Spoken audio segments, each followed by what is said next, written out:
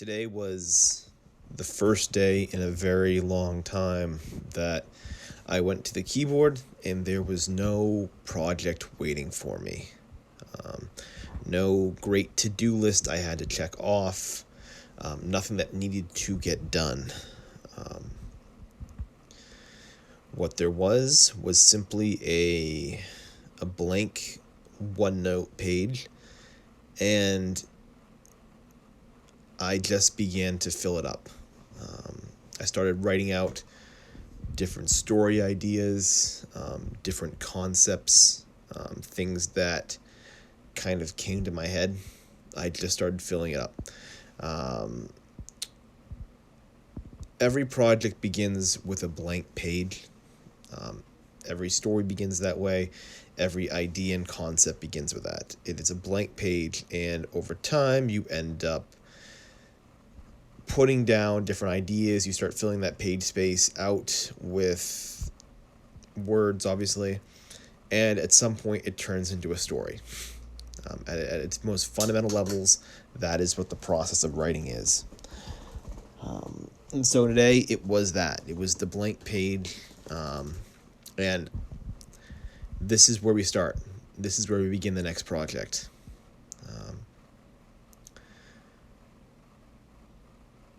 For me, the times that I've had to work on a new project and didn't know what I wanted to do, um, things always started with me with a basically a OneNote page. OneNote is how I track a lot of my research, my logs.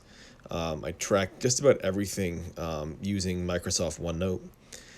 And so when the time comes to, like today, to start coming up with ideas, well, that's the first thing. So I just created a new page for it, and now I get to fill up with all the weird ideas that I want. As you can see, I'm also jotting things down as well on a little sticky note there. It's a mix and match, but I tend to find that also writing out ideas, coming up with ideas by writing them out, handwriting them out, tends to activate like a different part of my brain. It tends to unlock a bit more of the creative side of my brain for some reason. And so what you're seeing here is obviously a mix of that. It's a mix of me writing things out on a notepad and with the OneNote page there. And that's really where it begins. I think it was I think it was Twyla Tharp who in her book called The Creative Habit, which if you have not read that, I would suggest you check it out.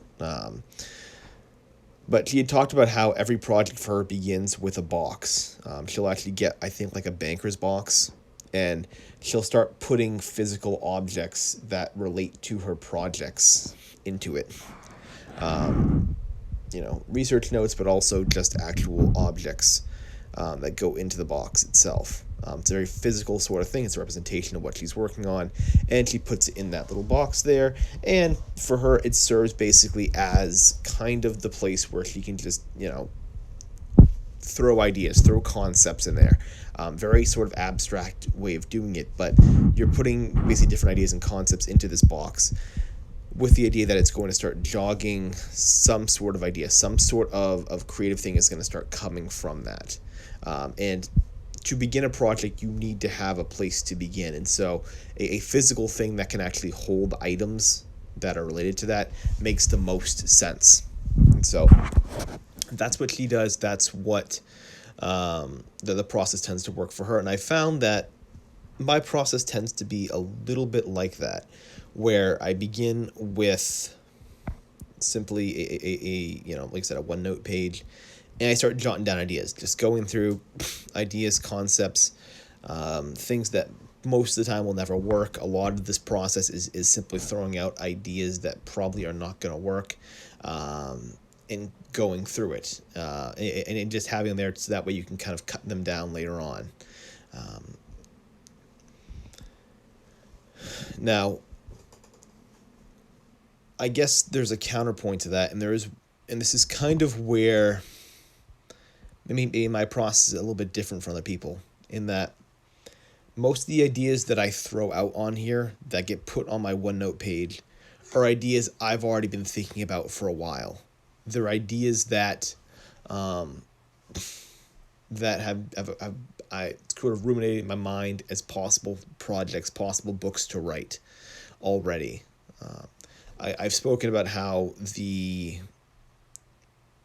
process of writing tends to, for me, at least when it comes to story ideas, I tend to have that kind of the Stephen King mentality of using the metaphor of breadcrumbs through a flour sifter, where what happens is your ideas are like breadcrumbs, and the passage of time tends to be like a flour sifter, where as you put it through the flour sifter, right, the little pieces go through, right? As you turn the flour sifter, the little pieces, the little breadcrumbs tend to slip through. They fall through the cracks.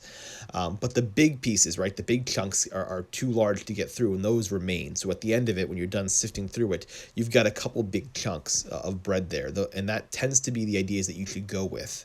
The ones that, as time sort of goes on, a lot of these ideas that you think are really good tend to fall away. They tend to disappear because they're just not sustainable. They're not engaging for you, and rightfully so, they disappear. They're not something you're going to spend years working on, if you know, because they lack some sort of staying power. But the big pieces remain, and the big pieces are the ones that could sustain themselves for years. There are projects that you could do for a very long time. And that tends to be how I approach the same thing, the process. I have these ideas in my head of different ideas and concepts I want to do, and as time has kind of gone on, well, what happens basically is the little ideas tend to go away. Those little ideas, the projects that I've had, they tend to kind of flitter. They come back on occasion, but they tend to disappear. And what remains is just a handful of works that I still tend to enjoy. A handful of ideas that are still very, very appealing to me. And so what I'm writing down on this OneNote, for the most part, are those ideas. So I've already kind of done a first pass, shall we say, of story concepts. I've already sort of just mentally, I've already done a first pass in the sense that I've already kicked away a lot of those small breadcrumbs. I haven't really included those on the OneNote. What I've kept there are just a few of the breadcrumbs that have kind of stuck around for a couple of years now, at least. And what will remain now is just how I want to approach that, what idea I want to do, how I, sort of want to handle this. I think a lot of my deliberations, to be frank, they're going to be ones of where I want to spend my time, and as far as how much commitment I want to put to this, and also the viability of the projects. I'll go over that more, I think, in tomorrow's video, but just looking at this right now in my head, I've already got two ideas that